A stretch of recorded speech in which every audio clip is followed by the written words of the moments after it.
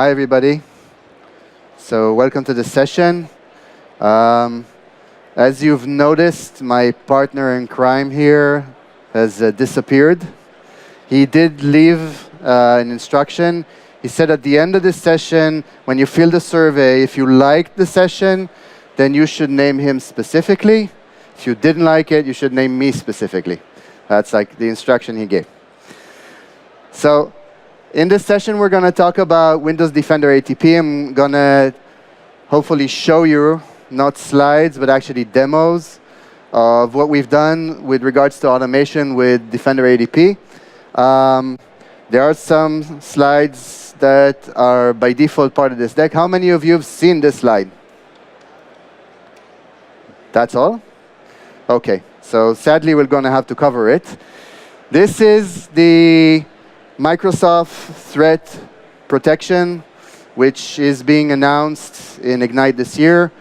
And I'm super excited about this because up until this year, we had a lot of products with the name ATP in them. Azure ATP, Windows ATP, Office ATP, lots of ATPs, and some that were related that did not have NTP in the name, like MCAS. But now for the first time, what we're trying to do, and this is the big thing here, is we're unifying threat protection across.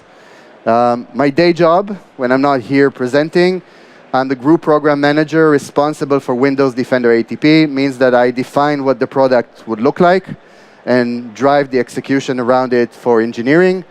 And together with Girish, who's my counterpart for Office, and together with Eyal, who's my counterpart for Azure, we're trying to make sure, starting from today, that when you are using our products, the notion of the identities we protect, the endpoints we protect, the user data and emails that we protect, the cloud applications that you're using and need protection, and your infrastructure are all protected in a seamless manner in the sense that when we say user or endpoint, we all mean the same thing. We all share the data. There's one big data model. You've all heard the term intelligent security graph. What I'm saying is engineering-wise, there is a lot of work that's happening behind the scenes to make sure that you get that kind of seamless experience, even if it's not yet exposed at the way that the portals will present it. You'll see some of the things. I won't show it, but if you want to see some of the M365 things that are being shown in Ignite today about how we're also unifying the level of the portal. There's a lot of work behind the scenes inside of Microsoft, which is super exciting about actually connecting the dots. And the reason I'm super excited about that is because my job is not just to build the product, is to make sure that you and your organization is safe. And if we think about kind of the chain, the kill chain of a typical attack, it's typically starts with a phishing or a spear phishing email, lands on a box. Usually it would be a client of a user who would be duped to do something, then take ownership of that, grab an identity, use that identity, move laterally, get to a server where your intellectual property or whatever the attacker wants is there, and then exfiltrate it back. And as long as we don't cooperate across protection of identity, protection of endpoints, protection of data, and protection of infrastructure, we can't really piece together that story of the attack. And I'll try to show you some of the things that we're doing towards that. And that's why I'm kind of super excited about what's kind of happening right now inside of the company. I have to say a few words about my products. So Windows Defender ATP, you're welcome to go to the booth later to see demos of this. But essentially, Windows Defender ATP is our one-stop shop, this complete solution for protecting the endpoint end-to-end. And you can kind of think about it as sort of a layered cake, where the bottom layer is how do I configure the operating system to be secure out of the box? What are all the switches that are there today that I can turn on and off to make sure that the surface that an attacker can abuse is reduced? This has been around with Windows in the past for a long time. We keep improving it. But the Achilles heel of this is management. We're not actually letting you know, A, what is happening, B, what you should be turning on. And we're not reporting to you about how well you're faring if you do turn this thing on and what risk you're carrying. This is part of our job to make that better, and it's part of what we're doing with Defender ATP. Next generation protections, basically taking what we had for years, which was the embedded AV, which in Windows 10 is also part of the core code of the AV, and making it better. Again, connecting it with the stack, making sure that we see things across machines, making sure that we can expose the information that's there and make it available for security teams to work with.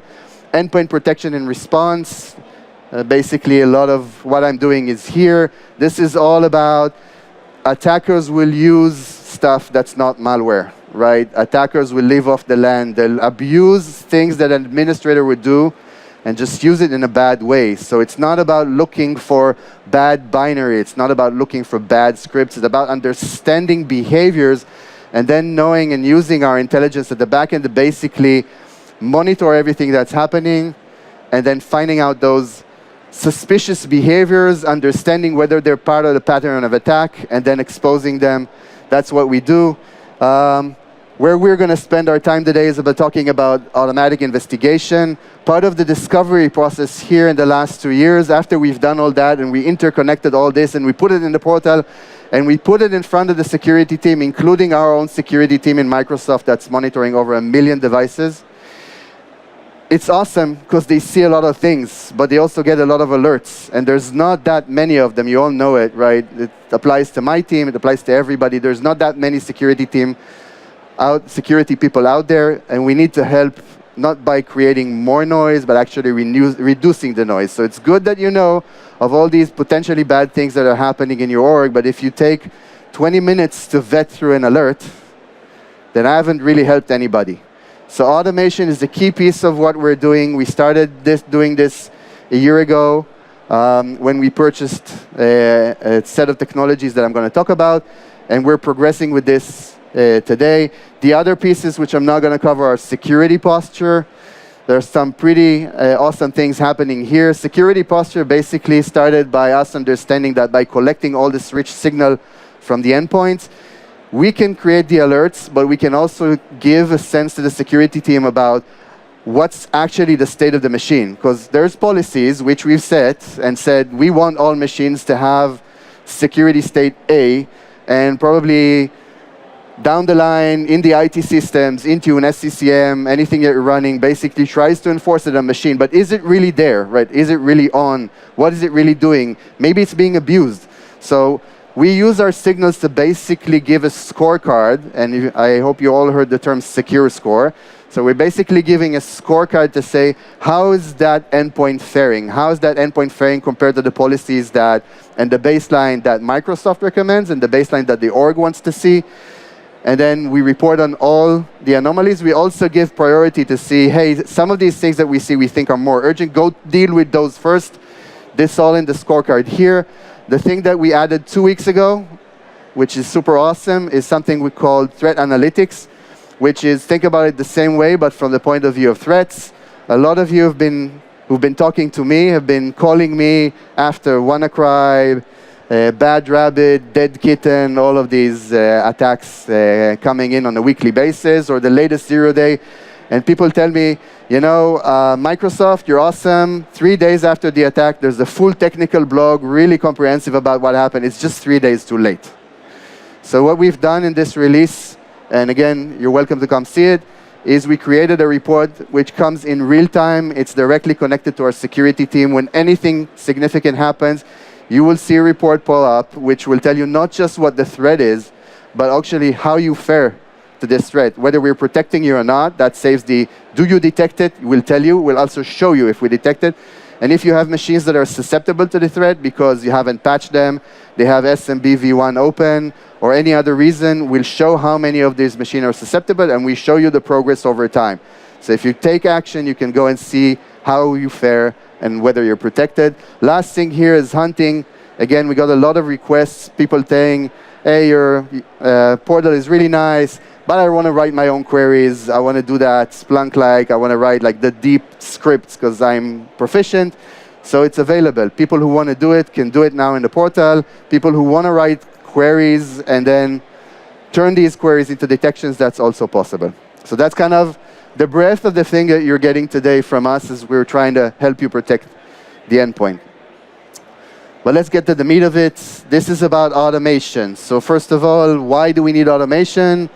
Because with more visibility that you get, the more alerts that you will see, the more alerts that you will see, the more work we're actually giving you to go do and vet. We should be doing that for you rather than you doing it for us. So let me show you.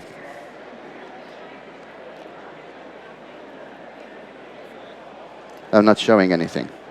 Kill this. Yes, thank you.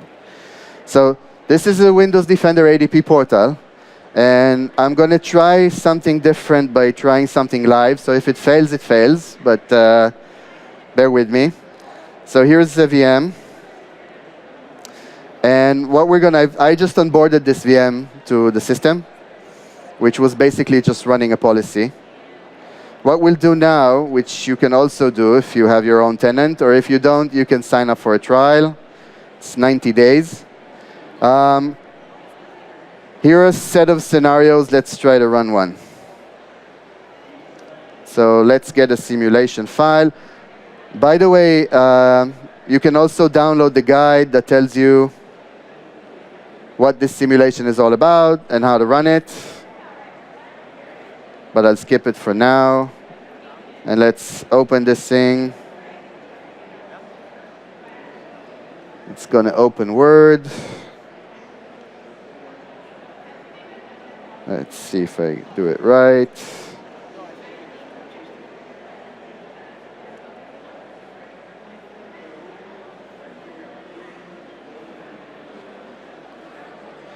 So here's our document. It's weaponized. This is the first time I opened this VM. So let's see if I can go kill these things and it will still work. And let's try to run it. So you noticed inside of the document, it actually told me that I need to enable all these things because it really needs it. This is a warning from us that you're running a demo script. Oh, foiled by Office. Awesome. Good on Office. OK, so I won't spend time now shutting it down, but told you, 50-50 chance that it will work. So I've got another one that I just ran. So if we're looking at the console here, there's two things we're doing for you that are brand new. One is we've created something that we call incidents. I don't know how to do that. Sorry. So we created this thing called incidents. And the thing about incident as compared to alerts, which were there before, is that with incident, we try to go one step further and not just say, here's a bunch of alerts, but we want to say, here's a bunch of alerts that actually narrate the story of a complete attack. Because we think we can connect the dots and save you the time of trying to vet alerts one by one and actually looking at the whole picture. So if I open this one, which I aptly name Automation DIY Incident, but you can see there's a bunch of alerts happening here. They're all related to the same case. Why? Because in this case, they all happened on the same machine within the same period of time. Also, they're interconnected in the same that they're hanging from similar process trees, right? We can say that we've narrated it because we've seen that some of these actionings happening one after the other. I can click on any one of them and see the alert.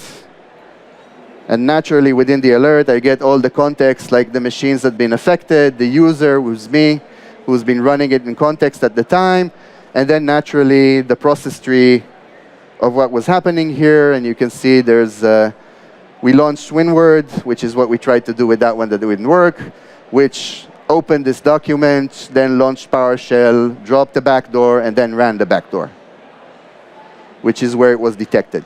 And essentially, after that, you can see there's also, we could tie this process tree with actually setting the ASAP for registration because this thing wants to run back after startup. All of these things got detected. So at the end of the day, there's a large number of detections here, all related to that same case, indicating a lot of the things that we didn't like. The other thing that happened automatically as this happened, which is what gets me to the second thing, and again, you can see the context of all the machines, but The other thing two other things that happened as that happened, one, that machine itself, and I can go to the machine record, automatically got a high risk score. Well, lots of things have been happening here. The machine got a high risk score. High risk score means that if you're running conditional access and you've set it the right way in Intune, means that this machine now is restricting what the user can actually do on this machine. So you can restrict access, say this machine is currently compromised. Users using this machine cannot access, or on this machine you cannot access sensitive information in the org. That's one thing that happened. And the other thing that happened, and I'll go back to the incident, is an automatic investigation got kicked out. So, first alert that came in, kicked the automatic investigation.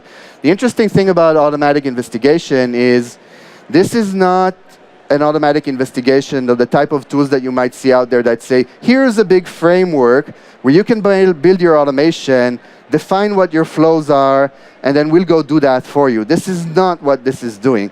The key thing of why we built this technology, or actually we bought a startup, but why we were so excited about this technology is because what we can do with this is actually, and I'm sorry for using the word AI, but essentially what we do is we try to mimic the exact behavior that a security analyst would do examining this specific event, right? So what they would do typically would start by looking at this alert, looking at the evidence within the alert, right?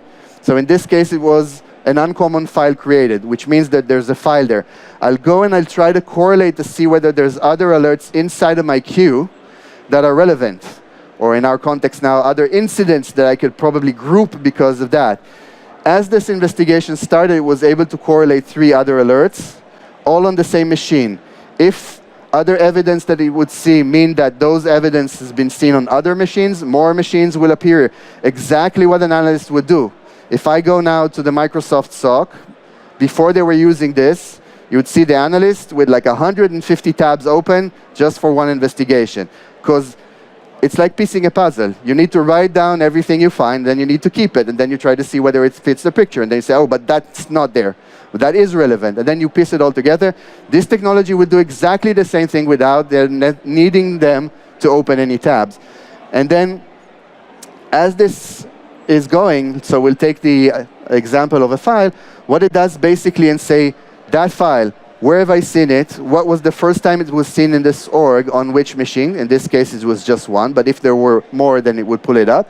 And then analyze everything around it. Let's say, let's look, again, what an analyst would do. Let's look a bit an hour further, an hour back, and let's see all files that changed on that machine. Let's look at all the processes that were either running on the machine or spinning up within that time frame, whether they're direct derivative of that specific process tree or not. Let's look at services. Let's look at drivers. Let's look at IP addresses. Let's look at ASAP and other persistent methods. And for each of these, and you can see the numbers here are big, right? 2,600 files, 155 processes.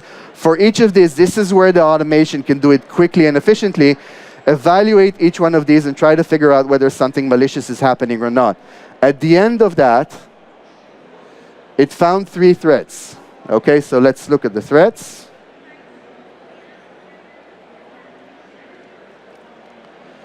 Which where you can see it's that original backdoor file that got dropped, in this case on the desktop, the PowerShell it was running, and also regexe was suspicious because they were setting an ASAP. In this case, there's nothing to do. This is a legitimate Microsoft file. We won't do anything here, but we are listing it here to say it was part of what was considered. Eventually, at the end, the system decided that it wants to quarantine this file. When that happened, it asked the analyst what he wants to do. We have in the automation, we're running 2 modes. One is fully automatic, which is let us go wild. We'll clean it up for you, don't worry, trust me. The other one is you don't trust me yet, because you don't know me yet. But if you do, don't trust me, we can ask before we go do, and you can just say for those machines, that's the CEO machine, ask me. The rest of you guys, I don't care, go automate everything.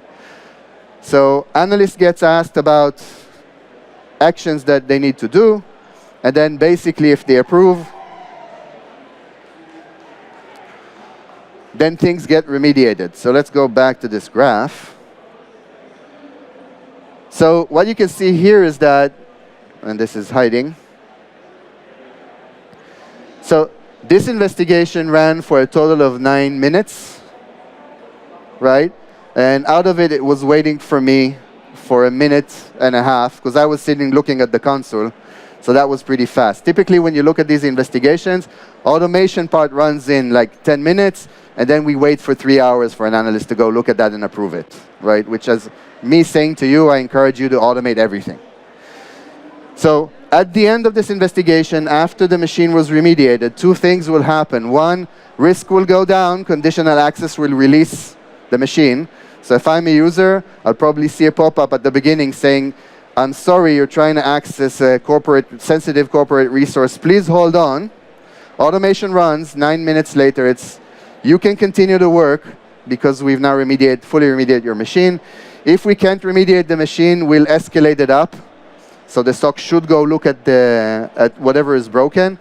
And the other thing that happened, it will automatically resolve this alert and take it off the queue, and hopefully also resolve the incident for you. So that's kind of part 1 of automation.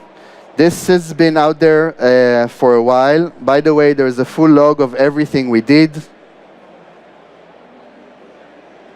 And for each one of these analyses, for each specific file that we looked at, you can see what we did, what we queried, what was the result of the output data at the end. This is really comprehensive. In the case that you want to vet what we're actually doing, you can. It's not a problem. You can do that. I want to show another investigation, which is the new thing that's coming out in the next couple of weeks, which is memory-based investigations. So one of the new things we're actually doing now is we're apping the ante in the sense that we're going to be able to do automatic evaluation of memory-based detections. So I'll just briefly show it here. You can see there's an alert received for a suspicious process injection. And what we're doing here, this is kind of more the common thing, is we're actually able to compare what's in memory and basically evaluate that and decide whether we think it's malicious or not as part of what we do with the automation, and then remediate that, either by taking actions to remediate in memory or actually taking actions remediating persistent methods of things that are happening behind the scenes for that. This is currently, if you're using us and you want to try this thing, make sure that under settings you have preview features on. It will turn itself by default. Automation is there starting Windows 10 18.03. Got it right. So if you're running Windows 10 18.03 and you're running our system, it will light up by default. It will turn itself on by default, and it will just run, and you can control it. So that's for automation.